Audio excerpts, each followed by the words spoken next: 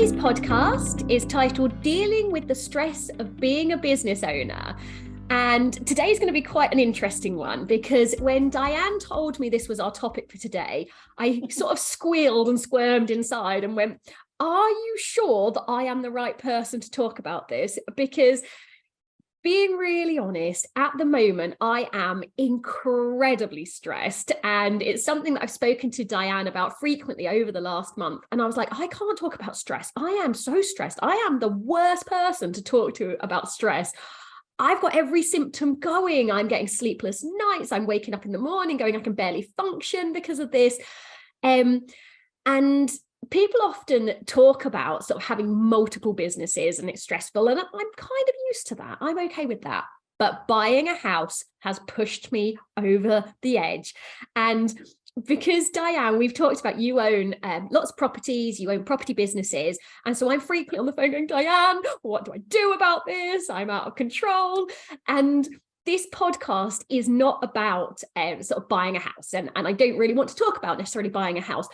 But sometimes it's other things other than the business that push us over the edge. And I want to start with total honesty and my perspective on this. But Diane, talk to us about stress and why it is such a big topic. And if you can help me along the way, that would be awesome. Yeah, well, as you know, I've been trying over the last month. I've talked you down a couple of times, but yeah, it's challenging, isn't it? And when we've got a business and then other things come along, a business is stressful enough on its own, or it can be, and then other things come from the outside, they can just pile it on, can't they, really? And we have to find ways of dealing with it. And in our cleaning businesses, there are kind of clear things that seem to cause us all stress at one point or another, whether it's staff issues, whether you can't recruit, or whether you're having trouble managing your team. We've been seeing on Facebook forums a few times, haven't we, where managing mental health issues within the team is actually stressful for the business owner. And there's been a few cries of, what about the business owner's mental health? So, there's so much that can cause us stress, isn't there? Whether it's clients, paying your taxes, the numbers in your business, etc., etc. There's so much that can stress you out in your business. So when something comes along, like a big life event, like buying a house is a big life event, then it just adds, doesn't it, and makes you realize that you need to deal with it. And I think, one of the things I've seen from you over the last couple of weeks, Louise, is you're realizing that you're not feeling in control of events. Yeah, I think, and this is where I identify with business owners, because in my business, because there's so little that's out of control, when a little bit goes out of control, I can deal with it quite easily. And this is where you and I have differed with the house buying process. I am unfamiliar with it. It's totally alien to me. I don't know what's coming up next. I remember one of the big things right at the beginning where I phoned up and I went, Diane, what's even supposed to happen? What should I expect from this process? And, obviously I've got people around me to support me, and you have the solicitors, but I don't understand it. And it's a one-off event. I'm not going to be buying them regularly. So it's hard. And I think as a business owner, when you first go into business, it's, to me, it wasn't stressful because I've got a degree in business studies and economics. It was easy. Every step of it I understood, but that's not the case for most business owners, is it? Yeah, and even if you have got the background, and I was the same, got a degree in business and had worked in sort of managing a team and everything, there was still an awful lot to learn, wasn't there, along the way. And I suppose when it comes to stress, it's figuring out what's causing it and then deciding how you're going to deal with it is probably the fundamental thing, because it isn't always the obvious thing that's causing the stress. People are saying to us, oh, I can't recruit.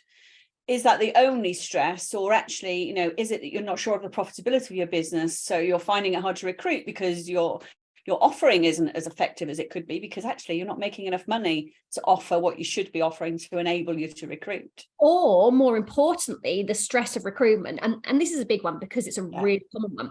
The number of people that are stressed because their business isn't making money, so they think that the only way out of that is to grow out of it. And so if you can't recruit, you haven't got a viable business. And I'm going, no, you need to sort out the financial problems and then we can grow the business. But that, I think, part of the problem is recruitment is the only way to keep growing your way out, is the only way to hide the fact that your business is not profitable. yeah, you can keep growing, but if you're just adding people to the mix, you're not actually adding profit to the mix. So yeah, No. it quickly becomes apparent, doesn't it? And you know that it's going on in the background, in the back of your mind, even if you're ignoring the numbers, in the back of your mind, you know it's going on, and that's stressful. You know, even ignoring a problem is actually more stressful than the problem itself sometimes. And it's really hard because I've gone through that. I remember this morning, that's how recent it was, waking up and going, right, I didn't sleep last night. Do I sit down and just have a nap? And I could not work this morning and just, watch telly if I wanted to. Or I can sit and slog through the problem so that my problems go away, because at least I've then dealt with it.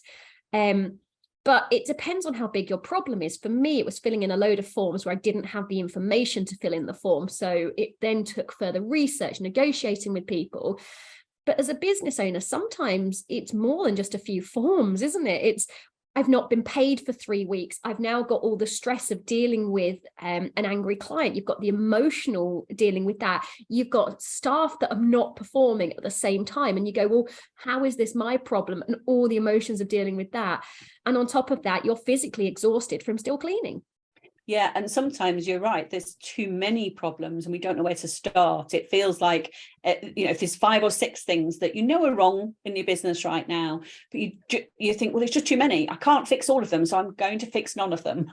We just avoid it, don't we? And that's where procrastination comes in. It's it's like self-sabotaging almost, isn't it? I know I've got these 5 problems to deal with, but rather than just doing one at a time, I'll just ignore all of them and hope that they all sort themselves out. But it's difficult because it's so emotional.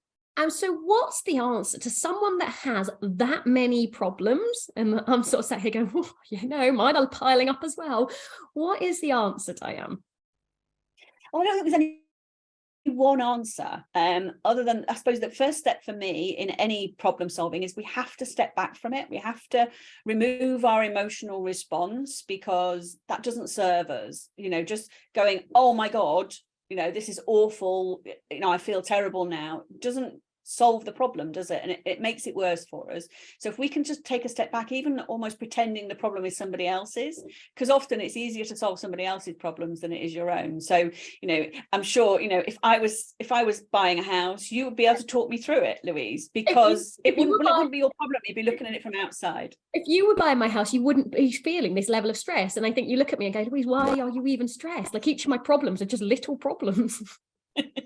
Yeah, but they're unfamiliar problems, so they feel, and because you're not in control of a lot of what's happening, it's a lot harder to deal with. Whereas if it was familiar problems and you're like, well, I've dealt with this before and I know how to do this and I know what's going to happen next, that's not the stress, is it? The stress is not knowing what's going to happen next, having other people doing things and you don't have any control over what they're doing. And the unknown as well is really key here. It is. For me, it's the unknown. But going back, so we've kind of flagged up a few things that cause stress. So there's overwhelm with just too many problems. There's the fear of the unknown, which is probably what I've got a little bit at the moment. What else have we got? The actual key triggers. Yeah, so there's not being able to make a decision. That can be something that really holds us back and causes stress. And I think that's one of the hardest ones, where you go, well, I've got 2 options or 3 options. None of them are good options.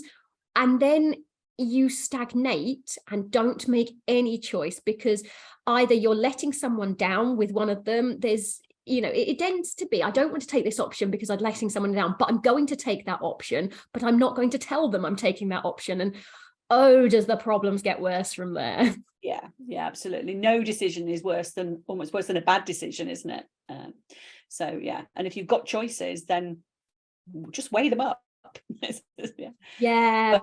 I think avoiding it is never the answer.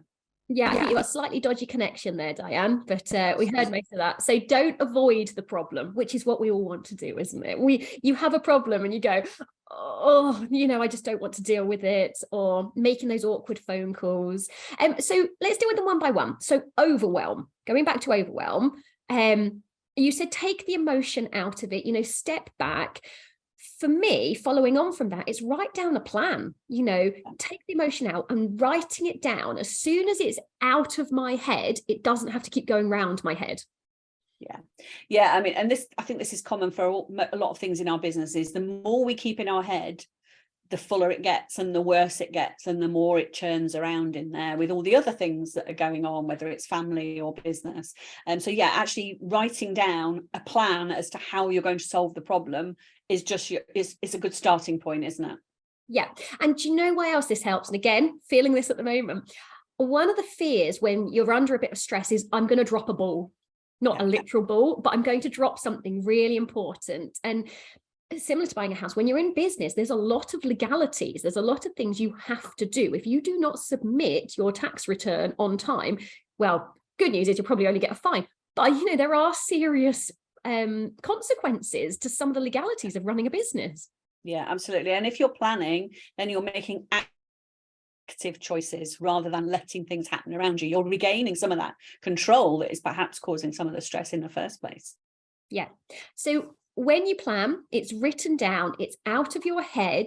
And as things pop into your head, you can write it down, add it to your plan or your list, or Trello. There are lots of planning things, aren't there, that are really good.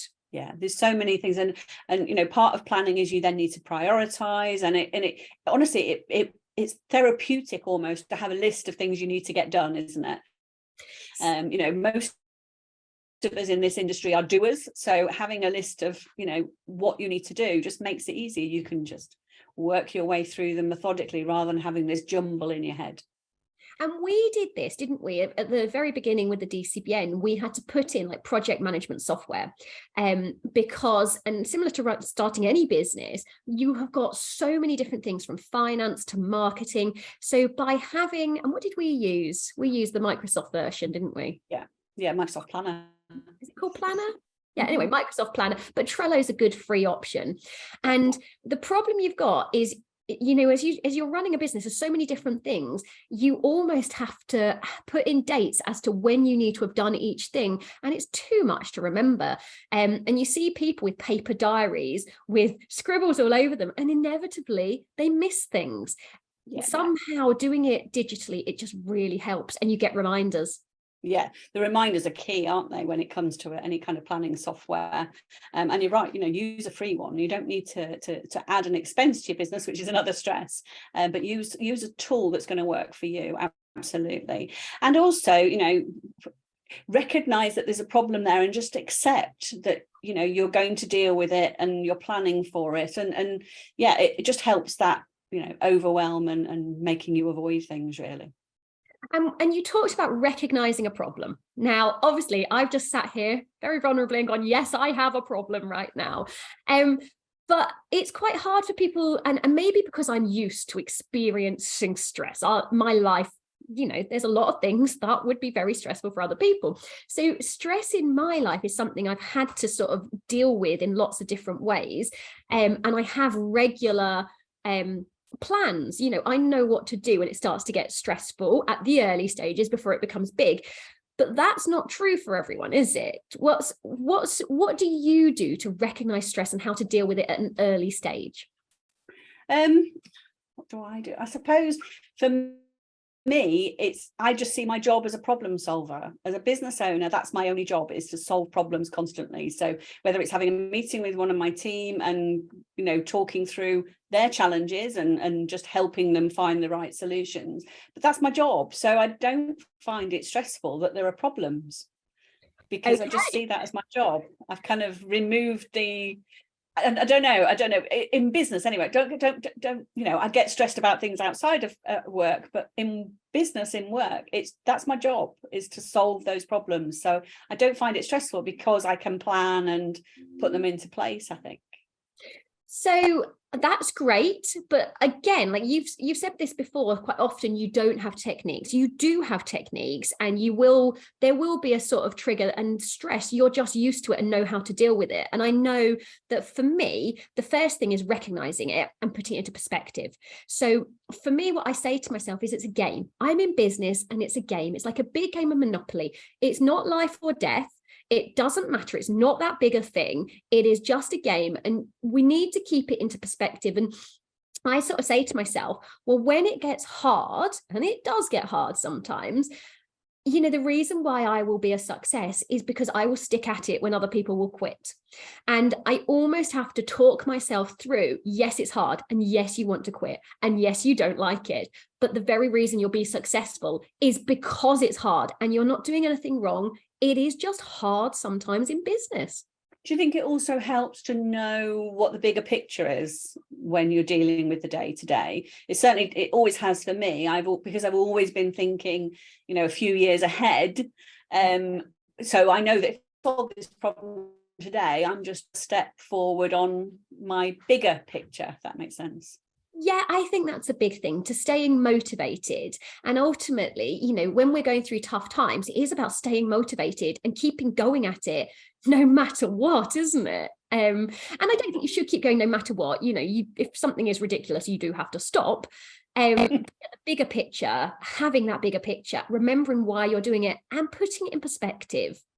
I think perspective is a really big thing. And actually one of my team, we were having a meeting the other day, and she said, what I like about you, Diane, what I like working with you is if I've made a mistake, there's never a drama about it. We always discuss why it happened and how we can stop it happening again. And she said, it's just nice to know that I can be honest and work in an environment where there is complete perspective on everything. It's like, well, nobody died. It's fine. And, you know, I think that's the art of almost becoming a good manager. And this is something that a lot of business owners, particularly cleaning business owners, have been learning, need to learn, are learning. And what happens is when you've come from cleaning, if something's a bit stressful, you're allowed to get stressed. As a manager, you cannot project that stress onto your team, because if you start doing that, your team falls apart, and without a team, you have nothing. And that's what I see. A good manager just almost absorbs the stress of the rest of the team so that they can be stable and do what they do. And we're like ducks with like manic feet under the water, going. Absolutely, yeah. And one of my managers put it perfectly this morning, actually, in our meeting, which she says, you know, I'm a bit fed up this week of being a cheerleader for the team, because that's one of her roles, is to always be the cheerleader for the team. To, oh, you know, you're doing great, and this, just some, you know, and my job, of course, is to be a cheerleader for her, because she needs that support to be able to do her role. But it's true, we can't always share everything that's going on underneath. We have to be calm and we have to be that strong person in the business, but in the background, that's difficult. Yeah. And I find it difficult sometimes as a business owner, because you might go from, like, I might have just been through a disciplinary with someone where we've terminated their employment, and, you know, it's emotional, because when you're doing that, you're getting involved in their life, and you know the consequences of the decision you've just made. And in the next minute, you've got to motivate a new starter, and you've got 5 minutes transition from one to the next. And you go, how do I go from I've just wrecked someone's life to, whoa, this is the best thing ever? And you go, oh. Yeah, it's almost like you've got have to wear a different hat every 5 minutes in your business, isn't it? It's really hard. But going back to it on a personal level as well. So I definitely recognize that when I'm stressed, particularly long-term stress, so not just a quick, I've dealt with this little situation, but I'm noticing it, I'm not sleeping.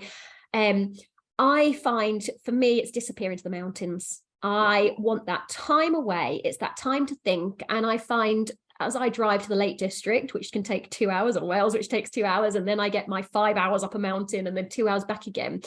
The first 2 hours drive is like decompression. So I am running through every problem in my head. And then I get onto the mountain, whereby, you know, I'm trying to navigate. I'm maybe getting a little lost. I'm climbing with my hands on the rock. So you can't think about anything else. So then it's sort of blankness. And then as the time goes on, it's like you get this mental unlock in your head, whereby all the solutions to your problems suddenly start to flow in. Does that make sense? Yeah, we've emptied your head effectively, haven't you, in order to make space to make some decisions and solve problems.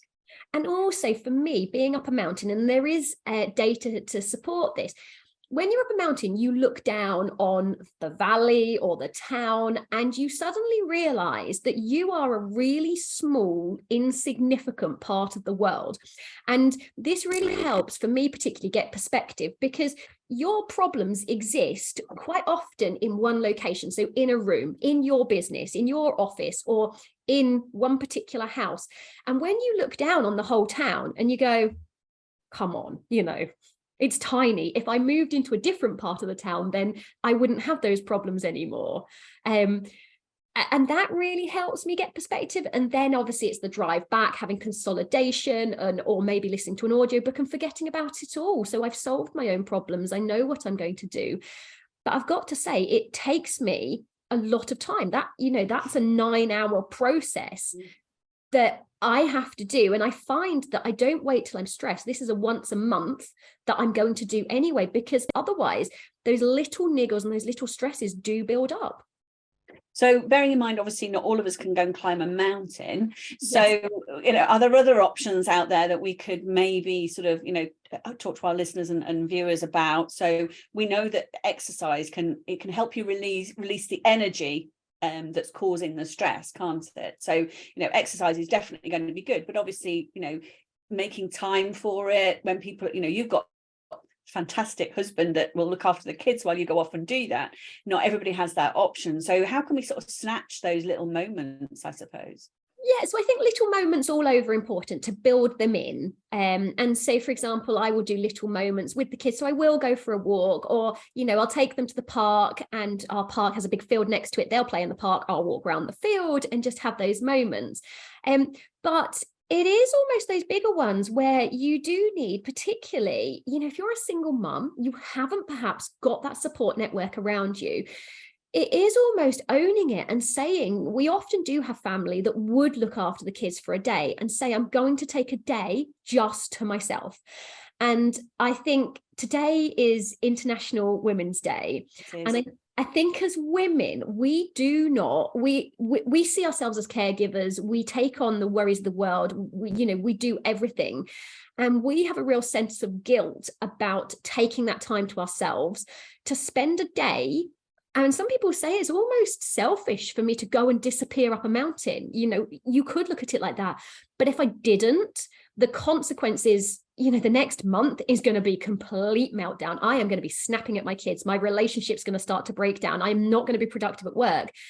And so it's self-care. It's not selfish. It's self-care. Yeah, it's self-care. But what we say to ourselves is it's selfish. Now, I've changed my mindset. I know I need that self-care. Now, okay, it doesn't have to be a mountain, but it could be a spa day. Imagine I'm going to the spa for a day. And actually, if it might be your mum, your sister, or a good friend that says, yeah, I'll look after your kids. All of our kids have play dates. My kids go and play for 4 hours. In return, I might have to look after their kids for like a whole day, but whatever. I think most of us do have the opportunity, but don't allow ourselves to go and do that. Yeah, and if we do have free time, we feel like we've got to spend it with the kids. Yeah. And imagine, when actually you need time as well. Leaving your house a mess. I left my house a mess in the morning. I'll come back and it's more of a mess. And who cares? Yeah, exactly. Yeah.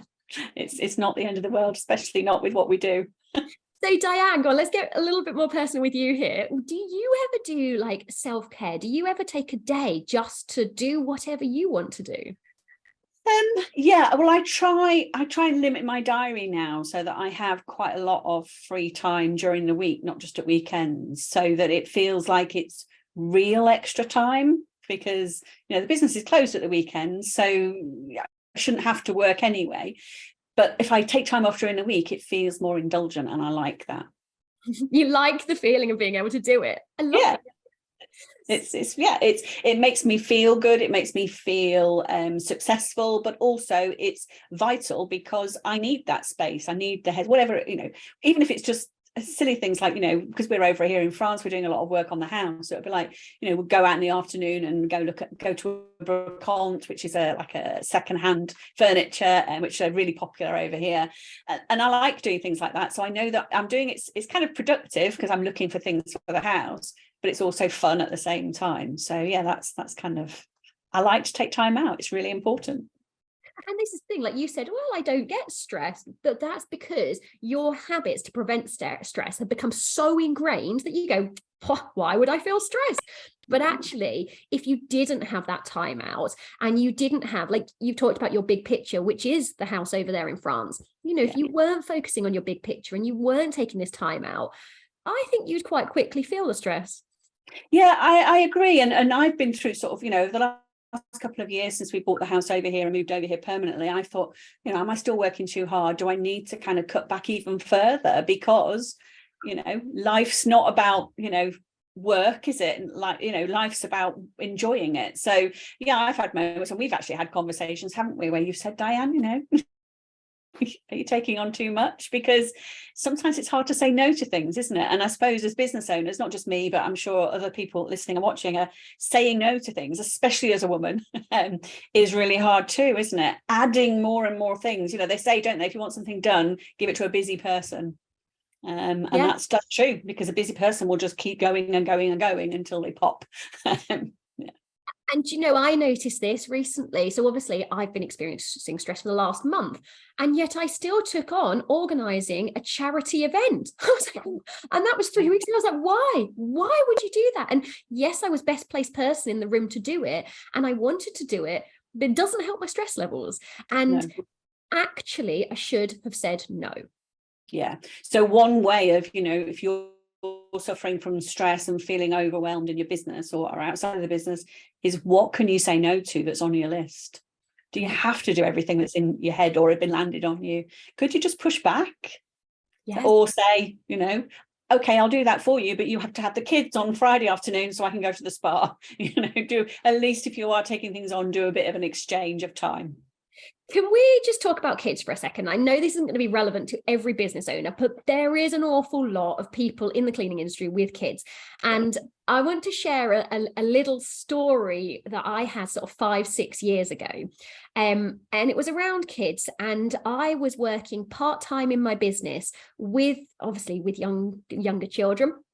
And I remember this awful guilt where I didn't know how to ask my husband to do more. Now, my husband's lovely and will happily do more. And obviously you've mentioned, you know, Louise, he helps you a lot, but that wasn't necessarily always the case. And I remember having sort of a bit of a meltdown and going, you are not helping me enough. And he was like, I cook, I look after the children, I'm doing my fair share. And I was like, you are not taking on the mental load for these children. Like, I'm already running businesses. I'm stressed here. I need you to step up and do more. And we had, like a lot of people, we then had a bit of an argument and he stomped off, as will frequently happen. We're quite good at communicating. So we came back again and he said, I'm doing it. I'm doing a fair share. And I stuck to my guns and was like, no, it doesn't matter that you are on paper, you are doing your fair share, but you're not organizing this. And unless we relieve some of my mental load, the only way that I can give is to step back from a bit at work. And I had to write down everything I did and really write it down, not just cooking, the fact that I have to, not even just the shopping, I had to think about what had to go in the meals. I had to think about what was planned for packed lunches. He just rocked up to the fridge and made the packed lunches. But actually, it was stressing me out that I had to plan for the week. And I felt like a failure sometimes because I wasn't cooking perfectly healthy meals. I was shoving a pizza in the oven. And there's nothing wrong with that, but it wasn't what I wanted to do.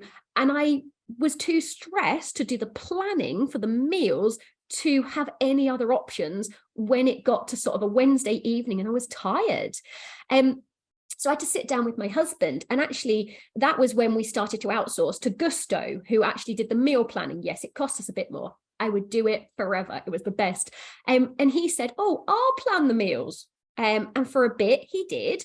And then, but it's things like that that we have to do to relieve the stress, but it's owning it and recognizing that actually it's more than just what we're doing. It's the planning and the mental thoughts that go in behind it. It's the fact that he might do my daughter's homework with her, but I'm the one that does every parents' evening. I'm the one that has to remind him to sit down and do the homework. I'm the one that has already looked up the homework and handed over the supporting books to do it, that also is reminding him that he has to take her to piano. And he just gets in the car and I'm like, oh my goodness. Like, even if I'm not taking her, I'm like mentally involved in the whole process. We have a running joke in our family, and Mark's brilliant as well. He does a lot around the house, and because our children are grown now, so there's less of that responsibility. But we have a running joke where if we have a barbecue, Mark does an amazing job and gets all the praise, but I do all the shopping, all the prep, and I run things backwards and forwards to him while he's cooking. Yeah, and he's the one that gets all the praise. Yeah. And I bet you clear up as well. Or of course, yeah. He carries it through to the kitchen is what we get. And I walk to the kitchen and go, no. Yeah. So it's a common thing. And I suppose it's one of the things about being in business, not just as being a mum, but being in business, is the responsibility of it all. You are the one that's constantly thinking about it and worrying about it, and ultimately taking the blame when anything goes wrong. So yeah, that can be overwhelming, can't it? Yeah, and I think at this point, and this is again where we talk about dropping balls and things, the mental overwhelm, this is where it's planning. And I would be looking at taking on a virtual assistant, even if it's just for a few hours a day, not a day, a week when you first start, someone helping you for 4 hours a week, just doing the things that you hate doing. So it might be just processing invoices. What are the things that people don't like, Diane? Sending out price increase letters. Everybody seems to hate that at the moment. There's a lot of that going on, isn't there? Well, the thing is, you've got to actually physically write the letter, then you physically got to send it out, but you've also got the mental stress of worrying what's going to come back from your customers, haven't you? So it's like the worst job ever in your business, isn't it? Because it has so much of it going on. Yeah. If you give that task to a VA, they've probably got access to your database of customers. Ask them to put out a price increase letter. They'll do it. You just have to approve it, and then they'll send it out. Yeah. There's nothing difficult. Absolutely, yeah. So my main advice to anybody listening or watching is write down everything that is causing you a problem, or that's a problem you've got to face, and then just literally break down each one by one and solve it. And we're here for support if you need it. And that's the other thing. In business, no one really understands what you're going through, particularly a cleaning business. You take on a lot of staff very fast as you grow. Whereas we're sat here in the DCBN going, we get it. We have such a big community, and the support in there, it's not just that people are lovely, it's that they genuinely understand what you're going through, and they're going through the same. And there's an openness and vulnerability that I haven't seen anywhere else. Yeah, completely agree. It's been sort of quite overwhelming for us at times, hasn't it? How the community can come to support others. That, we all go through challenging times, and it's great to have the other people that have been there, done it, and also have an outside perspective as well is quite useful, isn't it? Yeah. So in conclusion, if you're going to help me with my problem, to be fair, I sat down and did this morning when I hadn't slept last night. Write a list, get on with it. And I started doing, which again, business owners should do. I started pushing back on the estate agent and solicitor, saying, you solve this problem. You solve this problem. It's not for me to research and solve. You've got to do it. And I think that's what we have to do in business, at home, everywhere. We can't operate in isolation. Yeah. And just recognize that you can't do everything. You can't take responsibility for everything. But if you've got a list and you're just working at it every day, then you'll get there, won't you? Yeah. And it takes time. Stress isn't going to go overnight. It's not just going to click your fingers and go. Even if you disappear up a mountain, unless you start solving those problems, it's not going to long term. And recognize that stress is going to happen, and build in, plans to relieve it. That self-care, me time. Yeah, you need it. Can I confess something? I actually have a massage every month. I just build that in every month. I have a regular 4 weekly booking, and that's awesome. Yeah, that's definitely, I've never had a massage. Never had a massage? Never had a massage, no. No. I need to get you a voucher. Do you have a massage place around you? No idea. I'll get you booked in for a massage. They're the best because apart from it relaxes you completely. So I've done it because I've always done a lot of sport and I've needed sort of massages. But afterwards, I feel a sort of drunkenness, a sort of total relaxation, the nice stage of being drunk where it's a little bit woozy and nice and like, oh, the world's wonderful. And like, all your problems have drifted away. And so for the next 3 hours, I feel sort of just nice and like a little bit drunk, like you don't care about your problems. I love that. Oh, so there you go. It's another tip for everybody then. Get a massage. I'm more stressed than you, Diane. We never know where these conversations are going to go on this podcast, do we, Louise? No. Well, thank you very, very much. And we'll speak again soon. Bye.